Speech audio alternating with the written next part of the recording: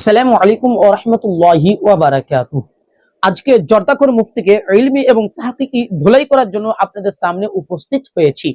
প্রিয় দিনী ভাই ও বোনেরা, জর্দাখোর মুফতি সাহেব ফেসবুকে পোস্ট করেছে, একত্রে 3 তালাক দিলে 3 তালাকই পতিত হয়। অর্থাৎ যদি কোনো ব্যক্তি একই মজলিসে একই সঙ্গে একই শব্দে 3 তালাক দেয় তাহলে 3 তালাক পতিত হবে। এটা জর্দাখোর মুফতির দাবি।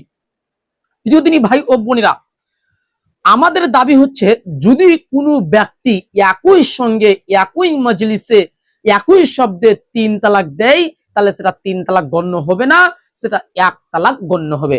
আর এটা অনেক হানাফিরও ফতোয়া।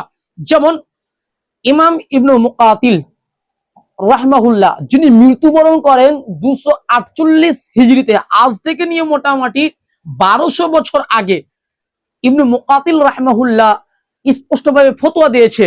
তার ফতোয়া নকল করেছেন উমদাতুল কারির মধ্যে 20 খণ্ড 233 পৃষ্ঠার মধ্যে রয়েছে, যে ইবনু মুকাতিল ওয়া জাহিরিয়াহ ইলা আন্না রাজুলা ইযা তাল্লাকা ইমরাতাহু সালাসান মাআন ফাকাদ ওয়াকাআত আলাইহা।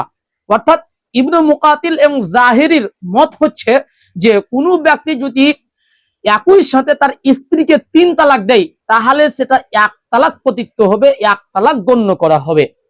তার মানে আমরা ইবনে মুকাতিল এবং জাহিরির মাযহাব স্পষ্টভাবে জানতে পারছি, যদি কেউ একই সঙ্গে একই মজলিসে একই শব্দে 3 তালাক দেয় তাহলে সেটা 1 তালাক গণ্য করা হবে, সেটা 3 তালাক গণ্য করা হবে না।